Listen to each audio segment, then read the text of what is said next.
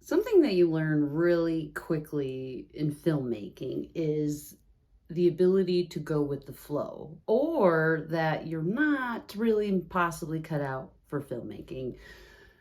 You make plans, things change, and you can't always control that.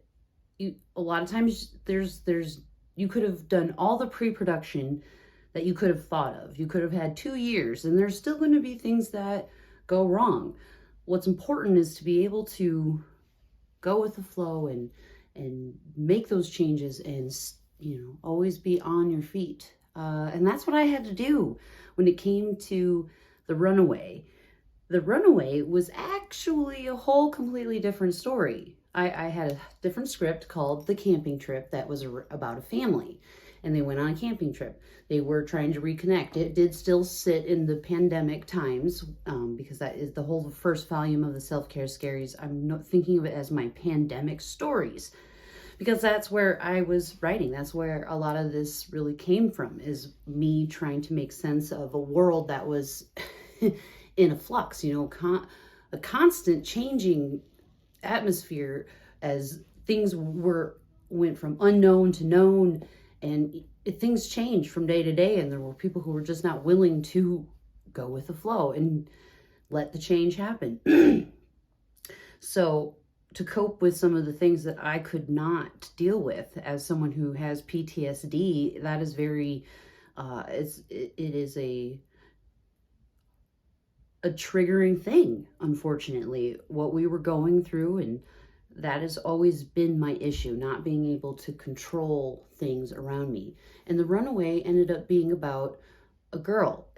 We did a prequel story. I thought about really hard how I could still shoot something in the time we wanted to, when we went from, a pretty decent cast and crew to 0 people. That's a whole other story, and not mine to tell. Honestly, there's just things that happen. Sometimes things happen, and I questioned whether or not I was going to be able to actually go forward with shooting anything. There were so many signs that said I shouldn't have shot, but I had an amazing co-producer, Andrew McLean. He is a big reason why we were able to get all of this principle already done where we're at.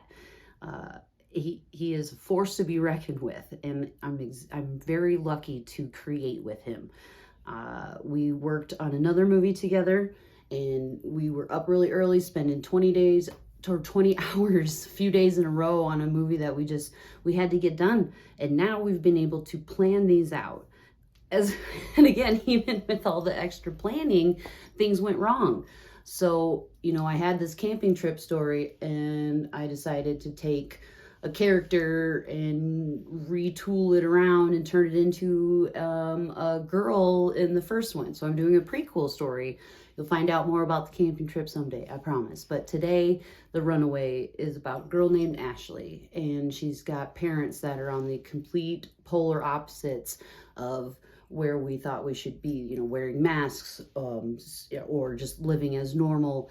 And, I imagined what it would be like for someone completely in the middle of that. And Ashley, we do put things on her backpack that make it clear that she is part of the LGBTQ2IA plus community. And she runs away. I mean, it's called The Runaway. You kind of get what's going to happen here. And because she just felt so trapped.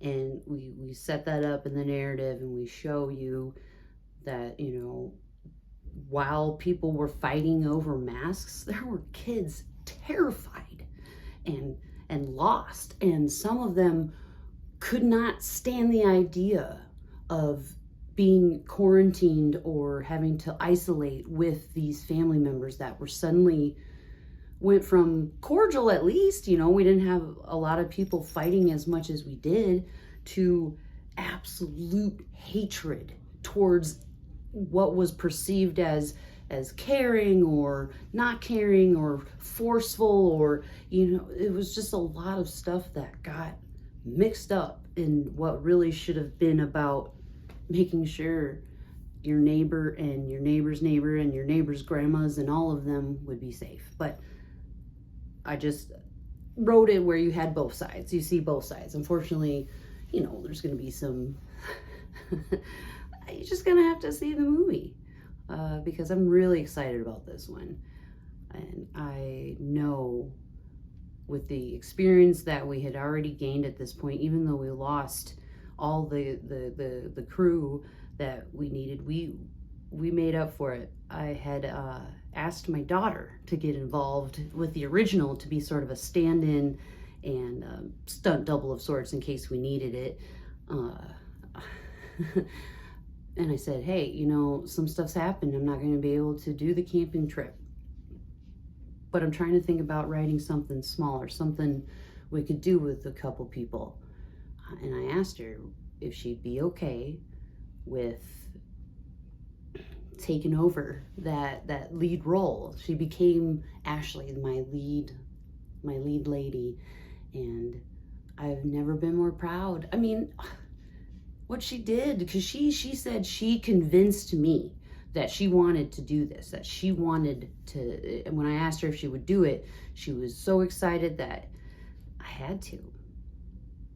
Then I got my husband in there too, so I got to watch my family help me create something that came from my mind, and it strengthened us all together so much more, and it was beautiful to have that support.